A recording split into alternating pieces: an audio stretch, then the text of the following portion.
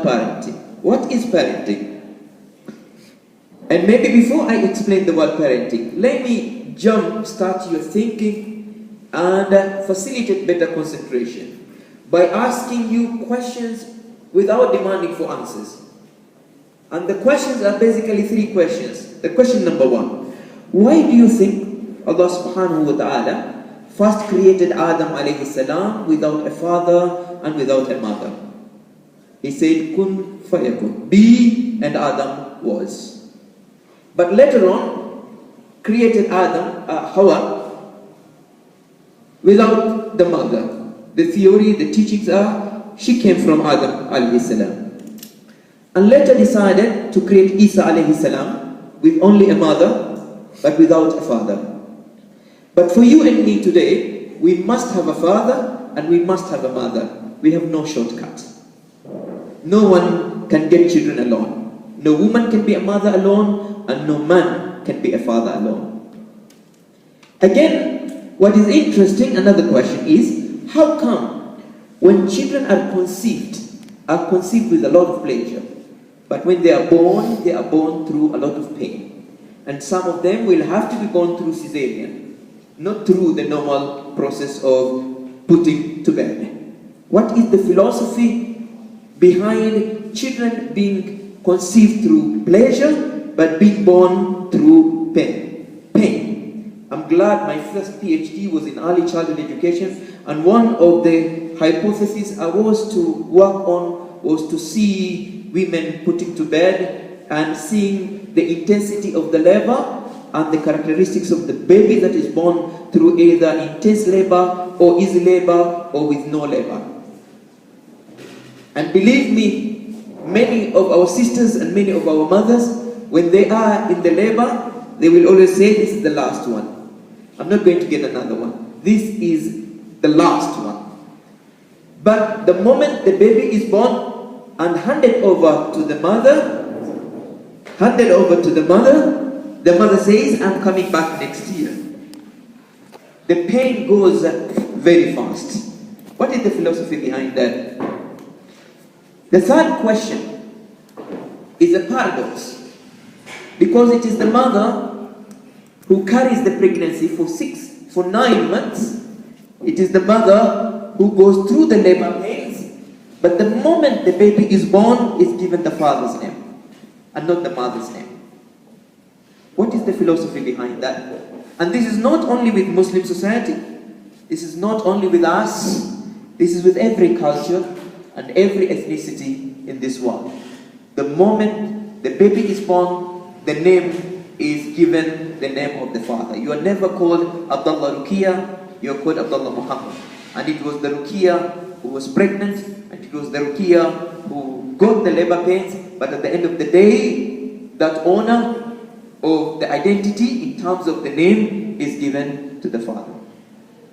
These are kind of situations we need to reflect on so that we get the real gist of what parenting is all about.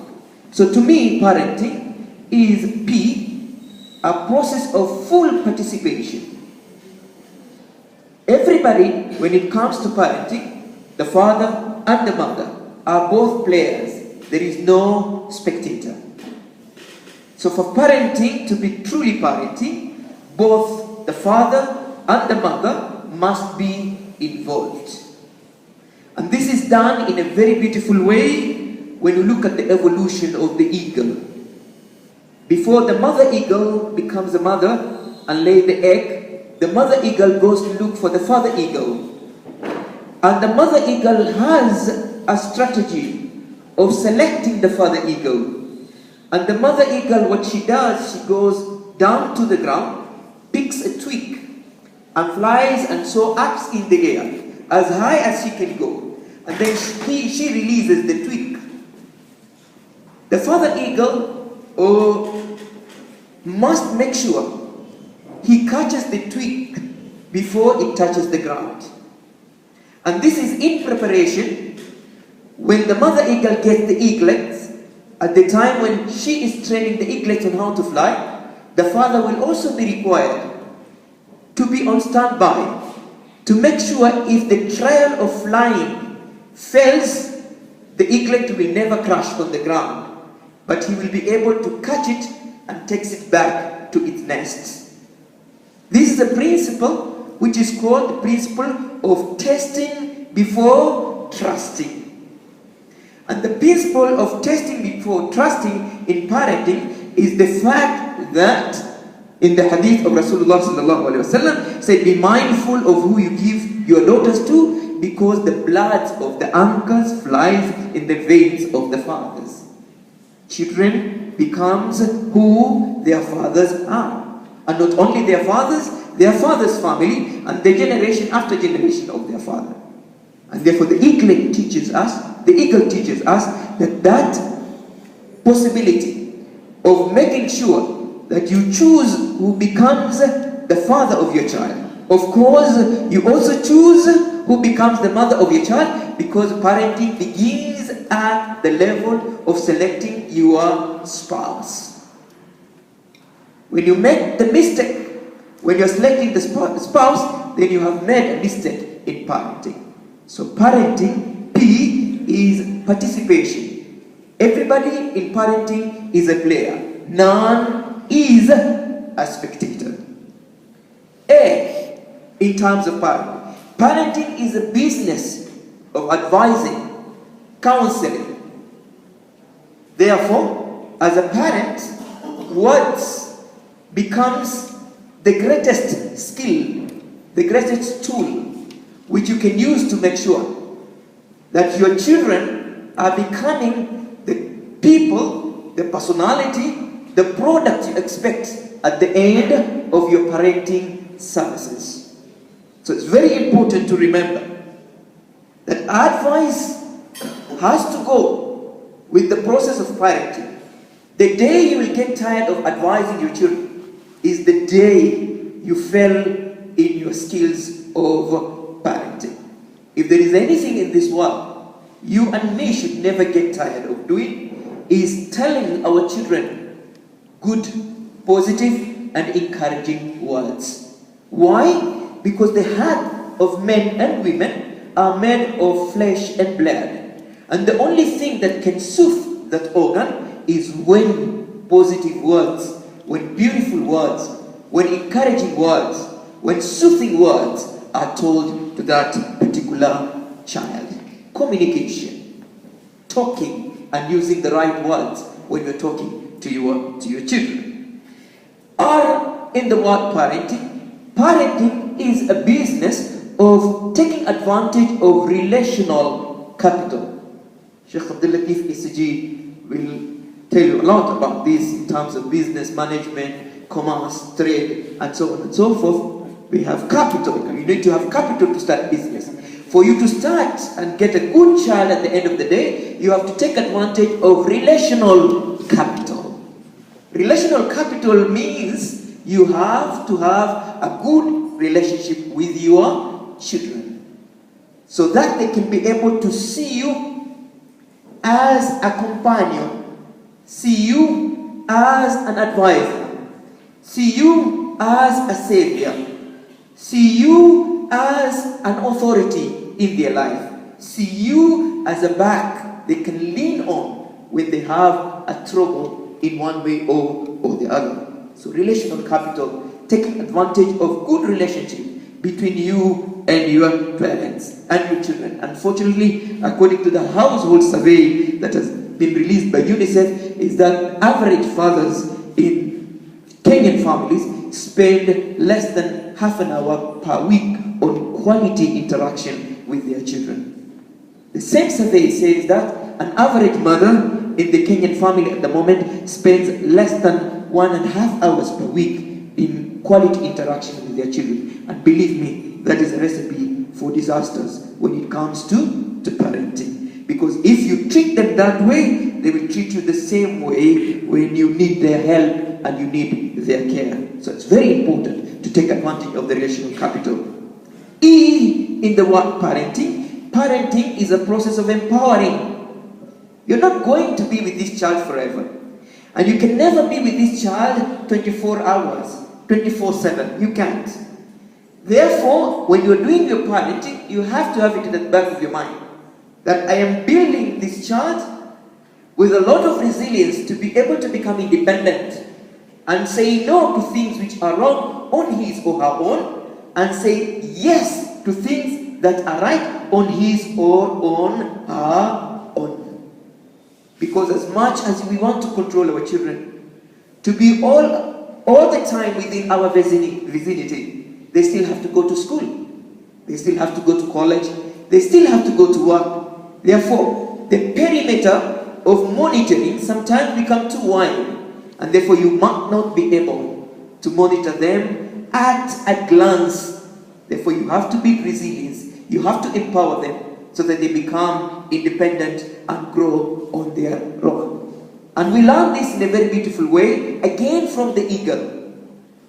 When the eaglets are ready to fly, they normally resist flying because the nest is warm and the outside is cold. Their parents are loving and the outside world is harsh. Therefore the eaglets resist getting out of the nest.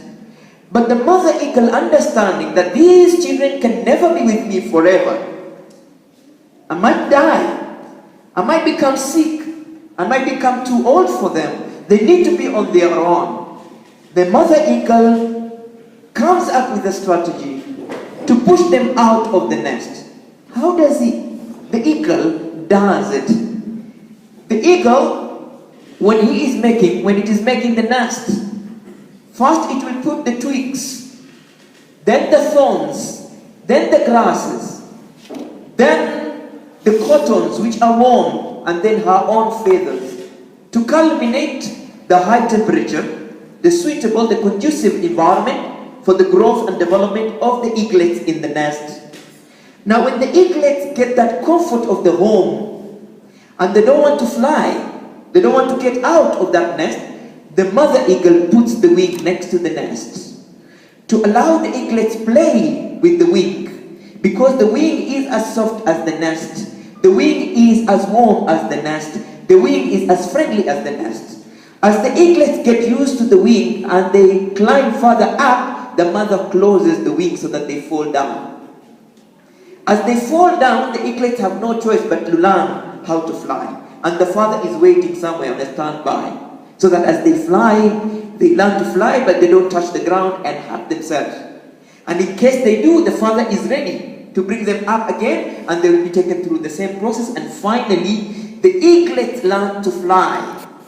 Now when they feel like now they want to fly, they can fly, they go back to the nest. The mother eagle has already done something else with the nest. She has already removed the feathers, removed the cottons, and now what is there is the thorns. Now when the eaglets try to go back to the home, to the nest, the home is no longer comfortable, is no longer suitable. Now they have to go out and start their own lives, empowering our children to be ready for the outside world, to be ready for the 21st century. Because the way we were brought up by our parents is not the same way we can bring up our children today. You and me, when we were growing up, the only authority we had was our parents and maybe our teachers. The only channel of learning we had was our parents and maybe our teachers, the school and the madrasa. But unfortunately, our children have so many channels of learning. You are there as a parent, and sometimes you're not there. The teachers in school, who might not come from their own cultural orientation, may not come from their own religious background. The school might not have the same culture with the home. Above that, there is now a television in the house, which has 1,000 channels to teach the child anything he or she wants to learn about life. And above that all, we have a mobile phone that has the whole world in it, and the child has access to that mobile phone. Now parenting has definitely to change, because this child now has many channels of learning, more than you and me had when we were growing up. And in the word parenting, don't expect it to happen in a single day, not in 1 week, not in 1 month, not in 1 year. It's a process. It's a process. In China, there's a tree which is called bamboo tree. This tree normally takes 5 years to mature.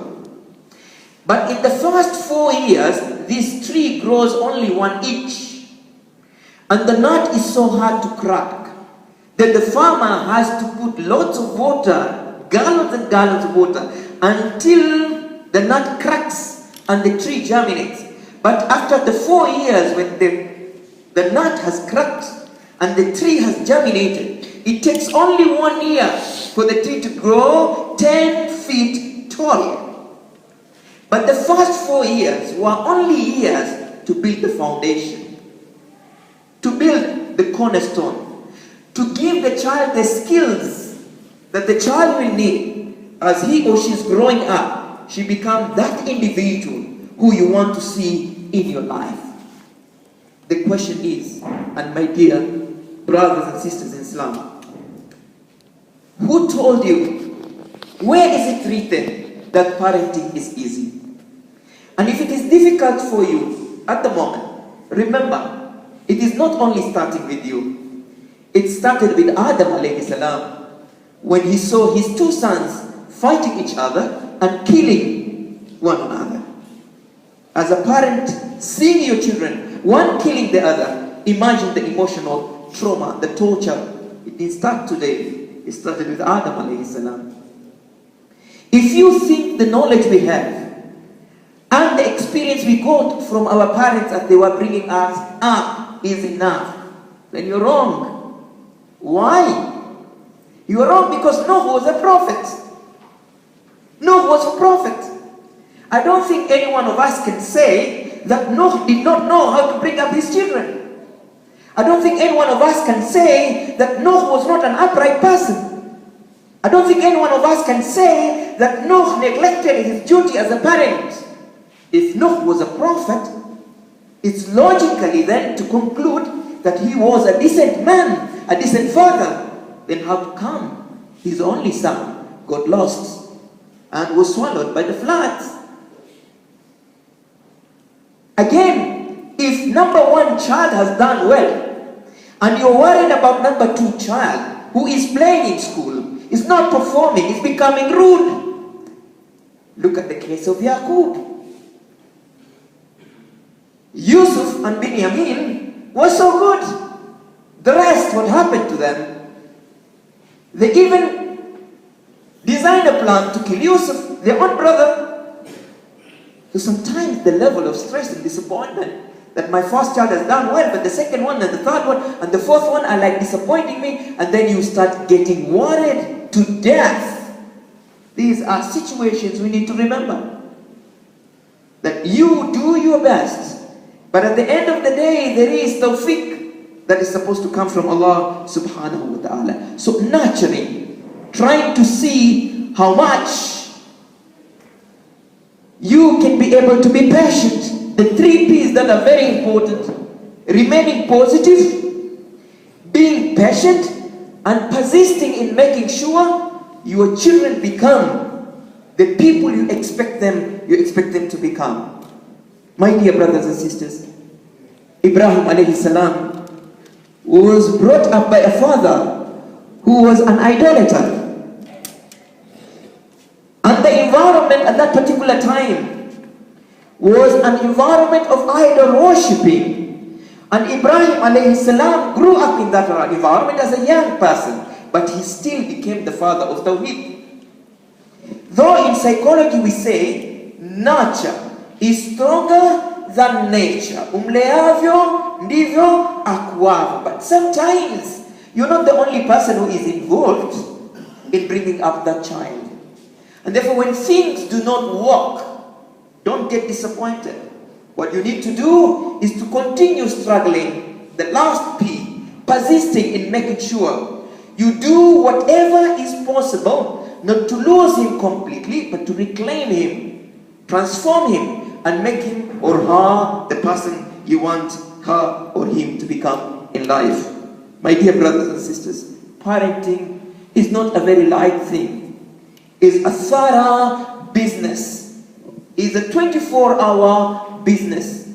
And the reason why, according to research, that most of us are today like failing in our duty as parents It's because most of us, we're too busy building our careers, doing our businesses, and therefore we have left that thorough, intense service that our children need to our nuns. And some of us, we throw them into learning institutions very early. These learning institutions which are called daycare centers. These learning institutions we are called creche. These learning institutions we are called kindergarten and preschool. And you feel your child is safe. Simply, you have taken that child to that institution. Without any follow-up, without any interrogation, without any negotiation, to find out whether your child is really getting the quality of life that will transform him or her to become the kind of a person you really want them to become. I, in the word parenting, is intimacy. My dear colleagues, brothers and sisters in Islam, there is no way, under any circumstances, you can influence anyone if you are a distance away from that particular person. The whole concept of influence, which is actually the other meaning of parenting. Parenting is about influencing. When you're doing parenting, it simply means you are imposing, you are putting your influence, you are trying to use you to make your child become that productive individual you want to see in life. But this influencing never comes if we are not too close to our children. We need to be close to them. And the moment we create the gap, then somebody somewhere is always ready. Is always ready to fill in that gap. The question is, what kind of a person do you think will be interested in filling the gap of somebody else's responsibility? Of course, definitely, it will be a person who also has his or her own interest in your child. And before you realize, it's already too late. My dear brothers and sisters in Islam, Allah subhanahu wa ta'ala divided parenting into two sections. There is a section which is 0 to 13. In this particular section, in this particular duration, the authority of how a child should behave, what a child should eat, what a child should wear, is in the hands of the parents. Between 0 to 13, you are the one who will decide what kind of cloth the child will wear. You are the one who will decide which school this child will go. You are the one who will decide who will be the friend of this particular child. You are the one who will decide which places this child will visit. This child between 0 to 13 is under your mercy. The authority is in you. It's with you. But after 13, when that monster start coming in, the monster they call teenage years, the monster they call adolescent, that time the authority is taken away from you and is given to the child. This is the time when you go to the shopping and you bring a trouser and your son tells you, I'm not going to wear this, you will wear it yourself. What kind of a trouser is this? It's already out of fashion. People wore this last Eid, they cannot wear this Eid, this thing. Take it away. You tell your child, I'm going to village market, would you like to come with me? This child used to go with you everywhere. Now he is 14. He's telling you, that place is boring. I'm not coming with you. For me, I want to go somewhere else. I want to not come with you. This is the child who will now tell you what to. So if you did a good job between 0 to 13, when you had the authority, now you have the privilege of extending the authority even when the authority has now been transferred to the child, because this child will now become an obedient child and therefore will listen to whatever you say. But if you do not do a good job between the age of 0 to 13, believe me, this is the time when we say men are from Mars, women are from Venice, and children are from hell. This is the time. Because they truly become a hell at home. Whatever they do irritates you, and ultimately the disappointment finds its way. My dear brothers and sisters, N in the word parenting, in the interest of time, is negotiating for a common understanding when you are parenting. You do not, and this is a mistake that some of us go through every time, and some of us get disturbed by parents every time. You wanted to become a medical doctor. You did not play your part very well. You did not qualify, and now you are a teacher. Now you say, I'm going to become a medical doctor through my child. And your child, unfortunately, does not have mathematical intelligence. Allah subhanahu wa ta'ala, human beings gave them 7 levels of intelligence. Some of us have 2, some of us have 5, some of us have 4, some of us have 1, and some of us don't have any. Now this is a child you want him to take a science-related course. And unfortunately, his IQ, when it comes to mathematical intelligence, is very low. This child has a very high rating in linguistic intelligence. This child has a very high rating in creative intelligence, but you're saying, no, because I wanted to become a doctor, I couldn't. You will become doctor in my behalf, on my behalf. And some of them will struggle, and they will become a doctor. And when they graduate, they bring you the certificate and tell you, I've become a doctor, for you have your certificate, I'm now going to do whatever I wanted to do in my life. And then G, parenting, is a process of growing, is a process of making sure you are gaining something. Every day, there is something that is changing in the child.